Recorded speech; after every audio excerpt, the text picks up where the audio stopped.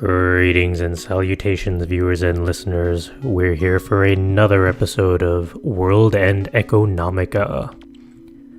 Last time round, we wrapped up the financial stock challenge thing and didn't quite make it. We were so close. The last 2 minutes, everything fell apart, and the best we could do was get second place. Now, it's time to see what the fallout of all that is. So let's dive right back in.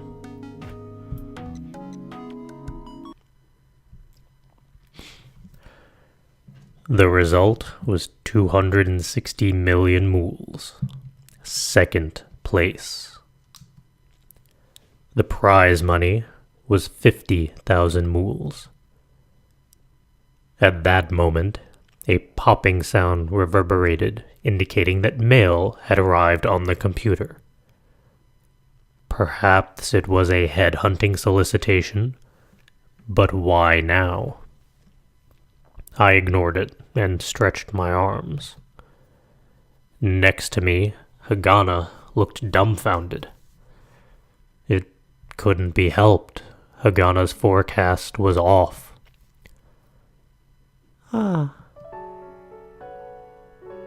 Hagana mumbled something, but only tears came out. While looking at the numbers on the screen of the stationary computer, she cried expressionlessly. But I had nothing I could say. Instead, I placed my hand on Hagana's head and patted it roughly. When she had been frightened and sobbing in her room, she was covering up her head frantically. Thus, I patted her on the head. Hagana did not move to cover up her head. She just continued to cry without a single word. I gave her head one final light pat and then stood up from the chair. I wanted a drink. I was tired. I also had to contact Barton. Giving a big stretch, I popped my joints. I could say that I didn't feel so upset about losing because it was all in an imaginary world. But probably more than anything else, it was from the sense of achievement of having come so far in lockstep with Hagana. I made sure to remember that just doing something like that could fulfill one's heart. It wasn't a bad experience. Not a bad one at all.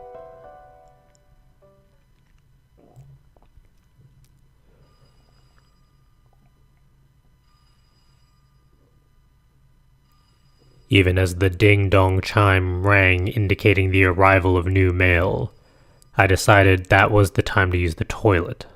And then, at that precise moment, the phone on the wall started to ring. Perhaps Lisa was calling to find out about the results of the contest? I laughed sarcastically to myself as I picked up the phone. Who is it? I expected to hear Lisa's high-spirited voice, so for a brief moment the voice on the other end sounded like noise. It's me, Serrault. What the heck? Looking for Lisa? I responded in annoyance, as if he had ruined my expectations. Well, I was expecting Lisa too, but you guys have some free time, right? The way he said it, it almost seemed as if he knew about the investment contest. I believe that he did know about it, but did he really have that much interest in it? I guess. Well, in that case, I'm gonna head over. Wait, what's going on? I'll explain when I get there. Also, one more thing. Serrault stopped for a moment as he said that. How is Hagana doing? He really is a pedophile. He had been babbling about how to get his hands on something with a girl who looked like Hagana. Perhaps it really was Hagana. I was a bit amazed thinking about this, but it wasn't as if I had little interest in the matter. It's pretty bad. I said that on purpose. That took Serrault by surprise. I smiled bitterly as I wondered how much he was into Hagana, but what I heard next froze that smile. Toyama is also coming along. Please take care of things. Wait, what? Uh-oh. Not hearing anything I said, Serrault hung up the phone. Toyama? He's with Serrault? At a loss, I looked at the silent phone. Maybe she had thought my conversation sounded strange. Hagana looked over while wiping tears from her eyes. Serrault asked how you were doing. That was how I worded it. Hagana had a dubious expression on her face, much like I did, and answered, "Not too bad." Hagana said that and sniffled loudly. "It's not my fault that we lost. How? Oh, it's my fault that we lost. How? I don't know." I put the phone back and sighed. Hagana was awkward. She was very obedient, but awkward. Actually, it doesn't bother me all that much. It isn't just because I had decided from the beginning that I would give all the prize money to you. It's something more simple than that. I was embarrassed and rubbed my nose as I spoke. Besides, wasn't it fun? And then I looked at Hagana. Hagana looked at me blankly, and then she started crying again. They didn't appear to be tears of disappointment, though. She smiled tearfully, so I knew those weren't tears of disappointment. Come on, how much more are you going to cry? I'm not crying. Hagana's smile disappeared as she said something absurd. I didn't feel like retorting and just shrugged my shoulders. Perhaps so, but we have guests coming. What are you going to do? Guests? Yeah. Are you going to shut yourself up in your room? Depends on who it is. Hagana answered bluntly. I hesitated for a moment, but I felt that it would be bad for her to just hide. Serrault and... I don't want to see him. Toyama. At that last word, Hagana really stopped crying. Why? I don't know. On the phone, he didn't tell me why. The loan. We can pay it back, right? Easily. But it will still be some time before the prize money is received. On the other hand, the interesting thing is that he was expecting Lisa, it seems.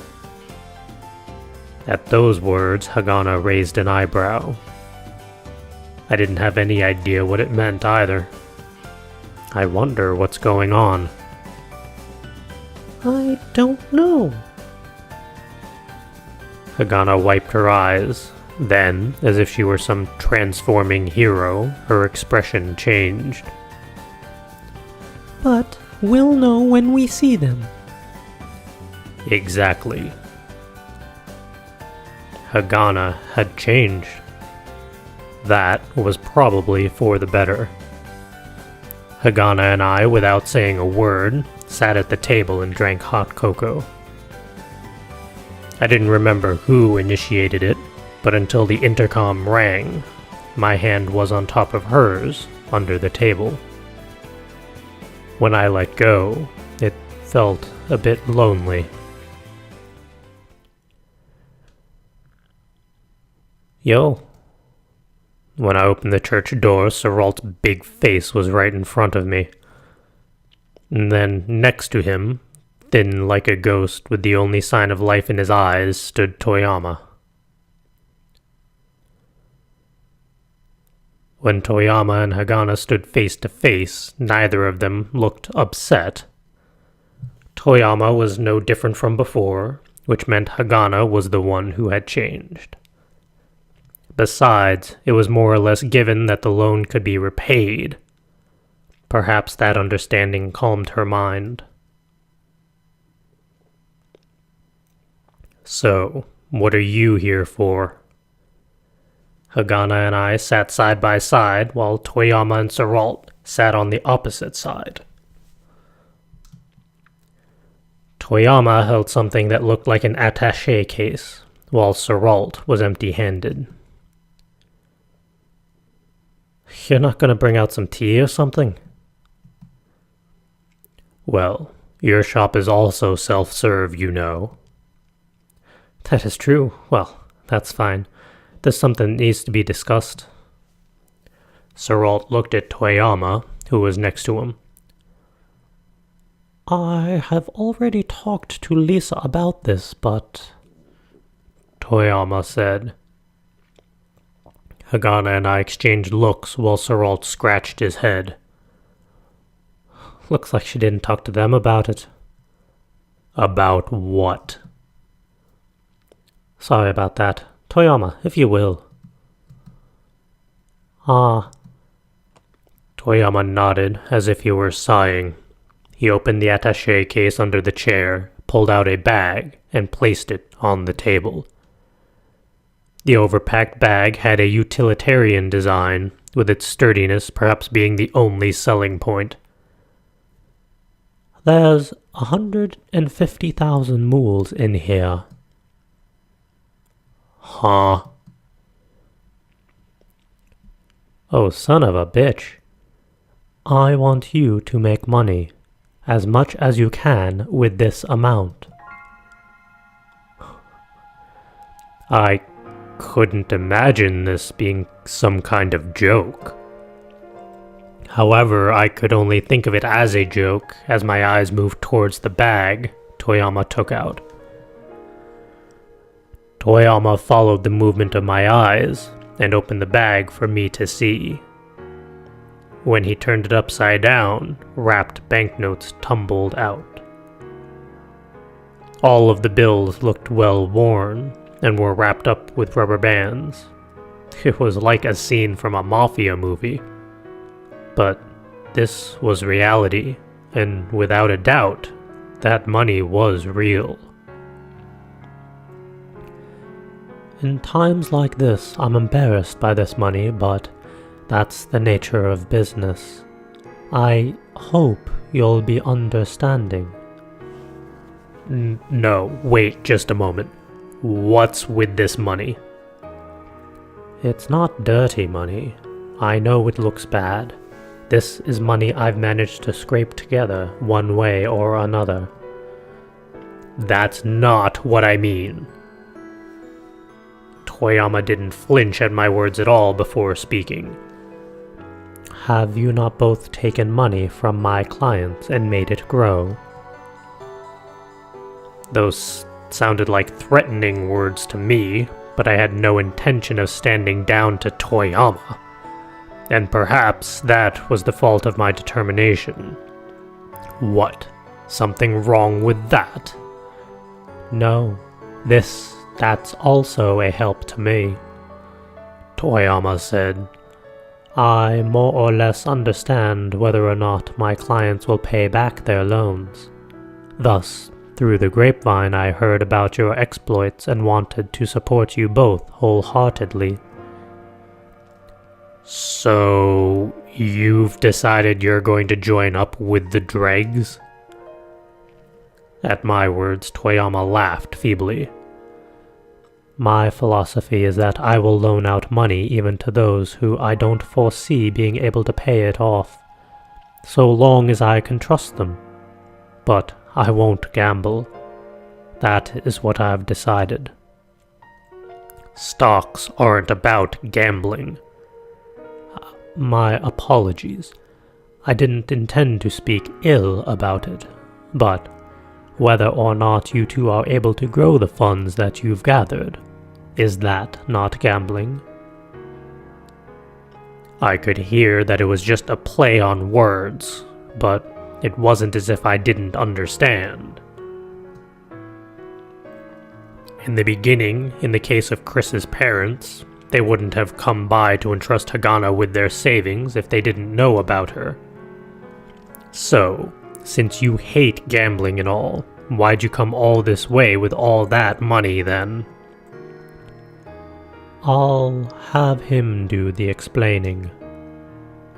Toyama said that and looked at Serrault. Right, Serrault was here. Why was Serrault here, anyway? You need me to do it. Please. Toyama looked as if his energy was completely sapped as he spoke. Serrault sighed and leaned forward on the table. You've heard about Lisa's death, right? Yeah. That there was just a rumor. For someone as straight-laced as Lisa, she wouldn't have allowed that debt to persist. I figured something was up, so I did some searching. And then, suddenly, all the people around here started feeling the strain from debt, right? I thought that was kinda strange, so I called up Old Man Toyama here, and we talked about it. He said that all in one breath. Old Man Toyama here is also in a bind. About that, I held back the words already no, as Serrault's massive noggin moved closer. So do you know about the guys behind the scenes as well? Behind the scenes? In the beginning, I thought I was just a simple debt collector. It was true that the nice guy who funded Toyama had died from disease, and relatives of his back on Earth had sold that debt off to someone else. Maybe those guys living on Earth didn't think that they could collect debts from anyone on the moon on their own. The age of the orbital elevator was nothing to sneeze at. And if nothing else, the moon was famed for overflowing with the money of the deceased. If that were the case, there was nothing weird about selling it off to someone in the business. But in that case, what's the problem? Well, the moon is a place to make money after all. There are a lot of guys out there who are even sketchier than the ones you'd find back on Earth. I've had a company that I had built up with my own hard work and determination taken away from me. And in that desperation, Lisa had saved me. So said Serrault, a poor owner of a cafe on the outskirts of town whose impressive career was mentioned by even the cops. His programming ability was top tier, and was able to fulfill all of Hagana's requests. Thus, my gut told me, it all sounded fishy. So, I checked up on people pressing Toyama for money, and it was just as I had thought. It was a well-known land speculator. Land speculator? Uh-oh. They aren't rare on Earth. And over on the moon in Newton City, there's a whole bunch of them. But for this area, they're still kind of rare. I don't really get what you're saying. A land speculator? That's someone who buys up land or buildings or something? What would someone do with buying up land in this poverty-stricken area? Faced with my dumbfounded expression, Serrault spoke with gritted teeth. Uh-oh. The Lunar City government had informal talks about the redevelopment plan. Once again, they weren't words I was expecting. My brain couldn't follow all of that. I see where this is going. This is gonna get messy. On the lunar surface, there's development right now on the new city, and for the sake of maintaining dominance as the foremost city and center of the moon, free development is a necessity and such.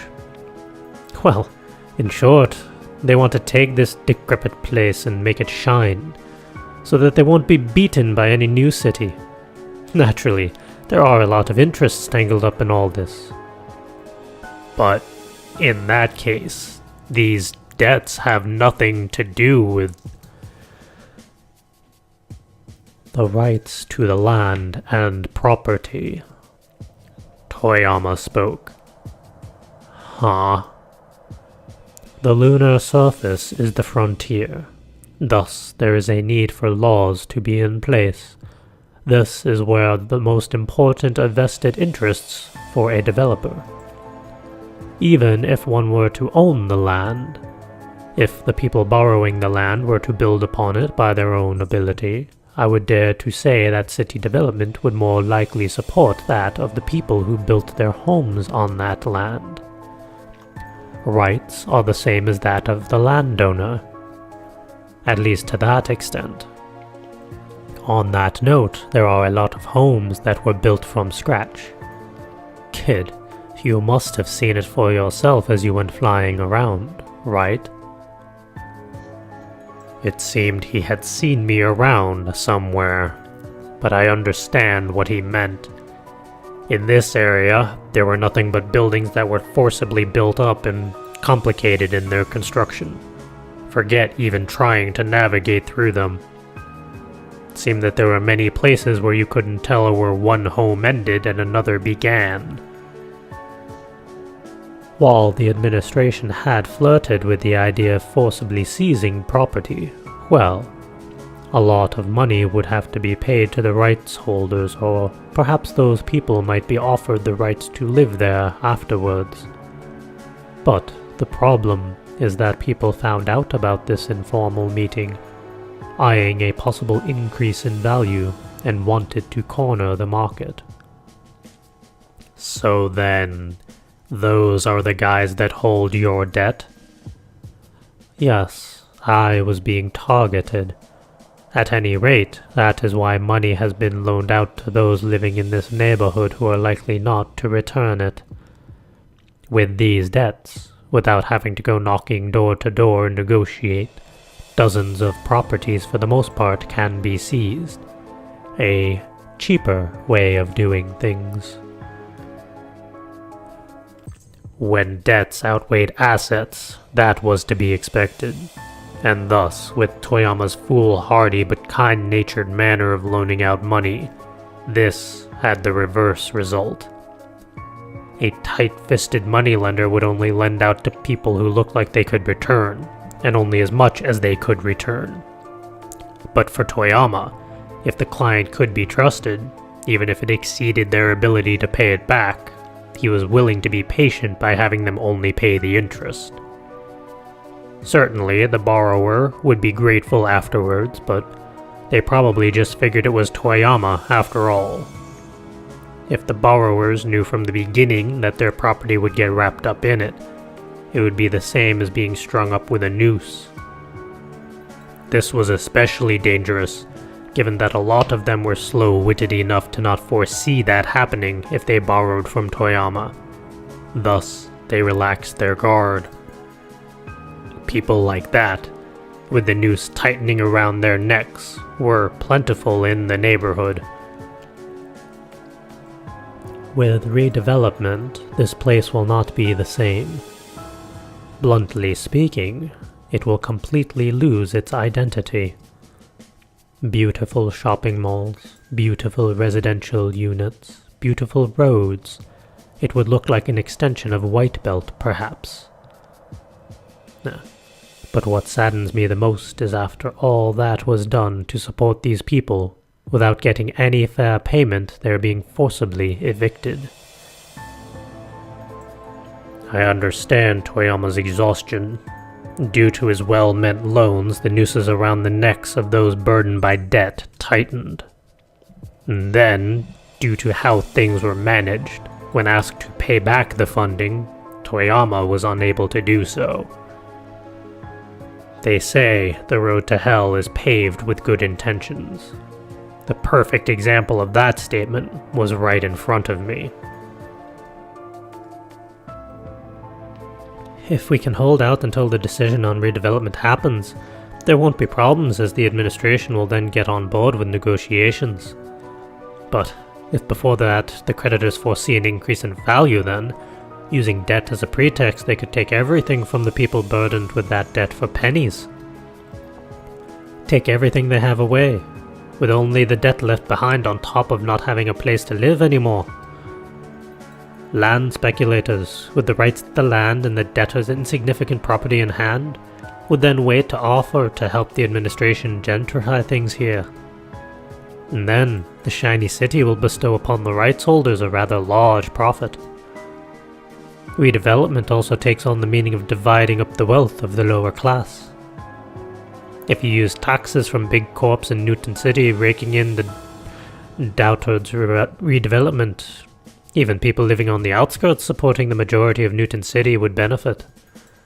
But if the land speculators were to have their way with things, in the end all of this would consist of only the rich getting richer. You come from the east, right? Serrault looked straight at me. Round where you're from, weren't there people who came to the moon after having been displaced by greater powers back on Earth? Weren't there? He said. My mind was filled with both anger and amusement. It was nothing but those kinds of people. It was only those kinds of people. Lisa is no exception either, so it isn't right for this to happen again. This is the moon, the frontier. Those who exert effort must be rewarded. Serrault leaned forward as he said that. The atmosphere was no longer the same as that of his dull attempts to show off. Serrault had once come from Earth and pursued success on the moon, and the merciless power of this city took everything away from him. My glance moved from Serrault to the bag that Toyama had brought in. Dirty banknotes had fallen out of that bag. Those dirty banknotes were carefully folded up by respectful people.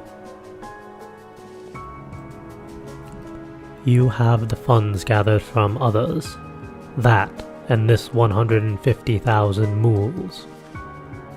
If I have 800,000 mules to gather together, the seed money can be paid back. In doing so, the people here in this town will be able to keep hold of what they have. The people who have endured Earth and come here to endure this will finally be rewarded. Toyama spoke with a fervor. Beyond their actual appearance, the banknotes in front of me overwhelmed me with what they represented. The money at our disposal was 500,000 mules. Adding 150,000 mules to that put us at 650,000 mules. It was less than 30% to get to 800,000 mules. Numerically, it isn't possible. It isn't impossible. I believe. I should say that I understand the money that you've gathered from others is everything they have. Thus, were you to be near 800,000 mules, it wouldn't be enough. Living expenses. For the folks running a business, there were operating costs.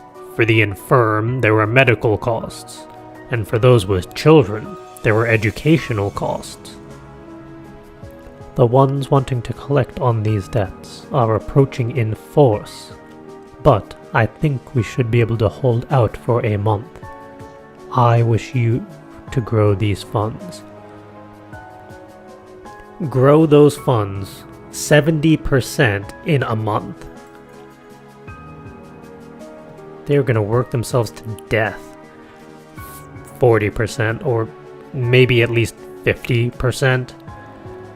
I looked at Hagana and she pursed her lips as she looked at the banknotes on the table.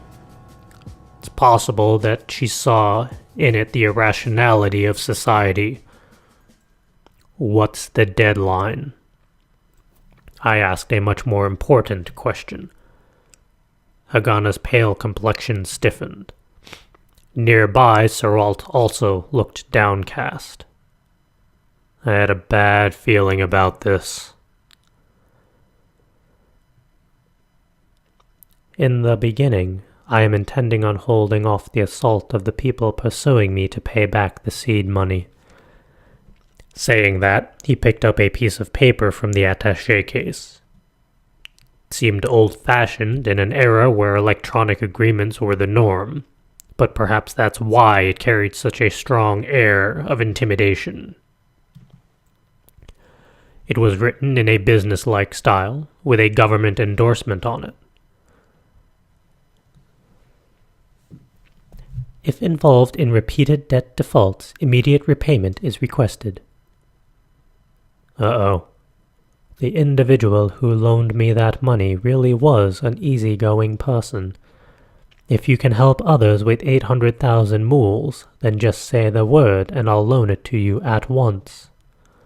And no matter how many times the repayment period is exceeded, I'd write up a new contract with updated terms. But the history remained. Before long, I was a no-good debtor. Due to that, in front of the courts, I would have no choice but to present this certified document. In other words, deadline's already passed, hasn't it? If repayment is not made within the span of a week, my assets will be seized. The assets in Toyama's possession include just about the entirety of the townspeople's debts. In an instant, the person holding the ropes around the people's necks will change from the kind-hearted Toyama to a moneymonger. 1 week. In 1 week? Why didn't you say that earlier? If that were the case, it would have postponed the investment contest. I stopped in mid-sentence as I remembered Serrault's words. When this conversation first started, he had said that it appeared that Lisa hadn't talked to us about it yet. Lisa knew about it. She knew about it all along. Don't blame Lisa for this. Serrault said that right off the bat. We talked to Lisa about it repeatedly.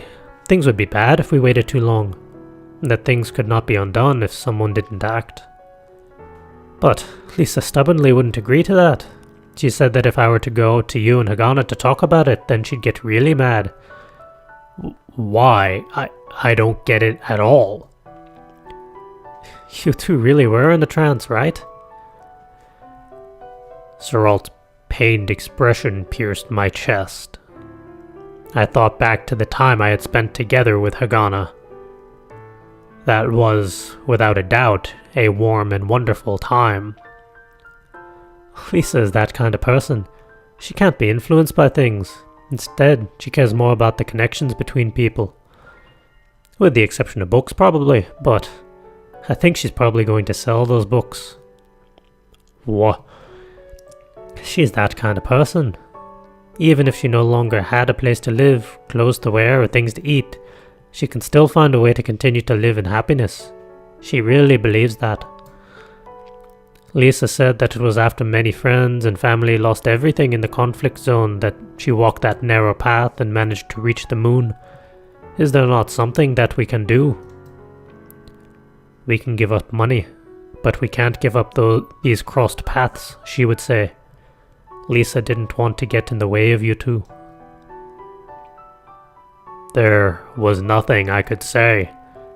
I didn't have any words that were ready to go. Good intentions. This was all a good intention, paved with good intentions. This road led to hell. That is why we waited up until now. It is tearing me up inside. You can see that in Toyama. Toyama, who looked like a zombie before, was now completely a mummy. It wasn't just Toyama's own assets. He was burdened with the fate of others. But with 1 week, you two should be able to do something right. At the very least.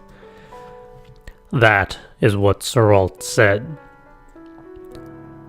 This was a much more reasonable way to go rather than for us to go to the casino. Given the situation, they were willing to go that direction.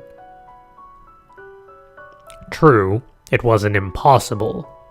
Still, the virtual marketplace of the investment contest was one thing, but being able to make a 50% profit in 1 week on the actual market? Of course, theoretically, it wasn't impossible. It wasn't out of the question to hit the 50% mark in a single day. However, 650,000 mools in total funds was an unwieldy amount. Worse than that, were we to fail, it wouldn't just be our failure. But I couldn't choose to not do it. No matter what, that wasn't possible. Will you take up the task? I opened my mouth. However, no words came out. No way that they would. This was a serious discussion, not a comfortable situation where it wouldn't be held against us if we lost. We hadn't gathered simple, naive hopes from these people with nowhere else to turn. It was a far more serious act of resisting against the continued irrational system brought from Earth. There's no one to turn to other than the two of you. Please. Toyama placed his hands on the table and lowered his head, Japanese style. Perhaps he had researched that I was a child of Japanese immigrants. Even then, I couldn't bring up the courage. But just then, something warm was placed on top of my hand. It sent a shock through me as I looked to my side. It couldn't have been anyone else. Hagana. Hagana glared at me firmly with those energy-filled, deep black eyes of hers. Hal said it to me. And then her lips moved and she said it precisely. It's not whether or not it can be done. I squeezed Hagana's hands. But keep going until it works. Hagana was silent. After a moment, she nodded. Yes. So.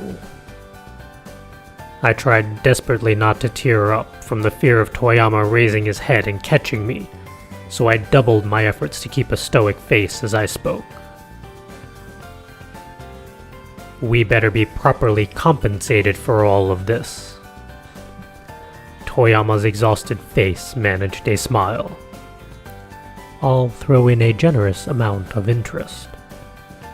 And with that, all of us were now in the same boat.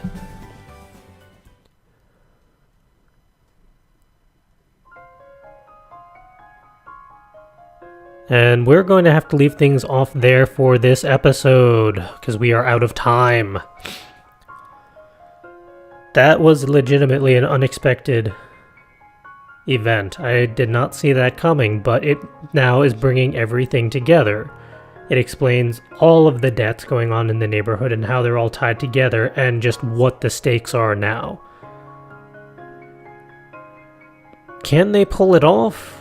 I don't know. That is a pretty big amount of money they're going to have to pull together in a very short amount of time. They're going to have to go all out, non-stop, 24/7 to pull that off. And I feel like they need to pull in every resource, network connection, and good luck piece they have to pull that off. Will they be able to do that? We'll have to find out next time. But by all means, post in the comments below what you think. Do you think they'll be able to pull it off? Or are they going to fall short and then they're going to have to get creative?